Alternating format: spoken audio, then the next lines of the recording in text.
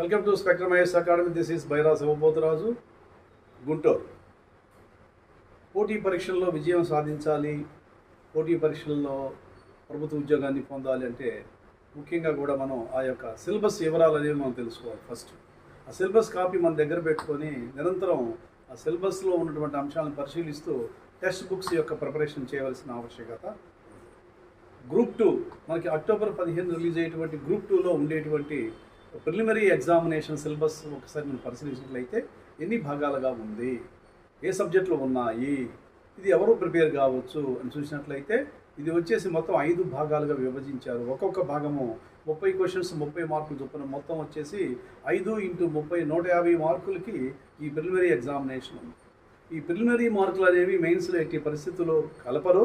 ఇది కేవలం ఏంటంటే ఆ ప్రిలిమినరీ అనేటువంటి గేటు దాటడం కోసం క్వాలిఫైయింగ్ ఇన్ నేచర్, క్వాలిఫైయింగ్ మాత్రమే చూస్తారన్నమాట. దీనిలో ఉండేటువంటి సబ్జెక్టులు ఒకటి భారతదేశ చరిత్ర. ఈ భారతదేశ చరిత్రను మనం 3 భాగాలుగా విభజించుకొని అధ్యయనం చేయాలి. ప్రాచీన భారతదేశ చరిత్ర, మధ్యయుగ భారతదేశ చరిత్ర, ఆధునిక భారతదేశ చరిత్ర. ఇక రెండో భాగంగా మనకి భూగోళం అంటే ప్రపంచ భూగోళం, భారత భూగోళం, ఆంధ్రప్రదేశ్ ప్రాంతీయ భూగోళ శాస్త్రం మీద అవగాహనని పెంచుకోవాలి. తర్వాత ఇక మూడో భాగం వచ్చేసి మనకి ఇండియన్ సొసైటీ అంటే భారతీయ సమాజం ఏ విధంగా నిర్మాణం అయ్యింది, భారతీయ సమాజంలో ఉన్నటువంటి అంశాలు ఏంటి, వాటి యొక్క లక్షణాలు ఏంటి, ఇన్స్టిట్యూషన్స్ ఏంటి, భారతీయ సమాజం ఎటువంటి మార్పులకు గురి అయ్యింది, ఆ మార్పులకు గురి అయినటువంటి వచ్చినటువంటి చట్టాలు ఏంటి, ఆ చట్టాల పరంగా భారతీయ సమాజం ఏ విధంగా అభివృద్ధి చెందుతున్నాయి అంశాల గురించి 30 క్వశ్చన్స్ మనకి పొందుపరిచారు.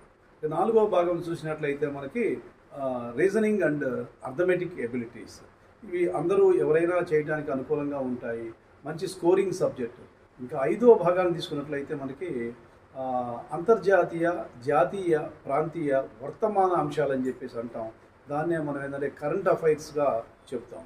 సో ఇంటర్నేషనల్, నేషనల్, రీజనల్, అంతర్జాతీయ పరంగా ఉన్నటువంటి ఇన్స్టిట్యూషన్స్ ఏంటి, అంతర్జాతీయ పరంగా జరిగేటువంటి మార్పులు ఏంటి, అంతర్జాతీయ సమావేశాలు ఏంటి, అంతర్జాతీయ వ్యక్తులు ఎవరు, ప్రదేశాలు ఏంటి, స్పోర్ట్స్, అవార్డ్స్, ఇలాంటి కొత్త అంశాల మీద ఒక కరెంట్ ఇయర్ని బేస్ చేసుకొని మనకి ప్రశ్నలు వస్తాయి. ఈ 5 భాగాల్లో మనం 150కి అబవ్ 90 వచ్చినట్లయితే ప్రిలిమినరీ గేట్ దాటడానికి అవకాశం ఉంటుంది. Thank you very much.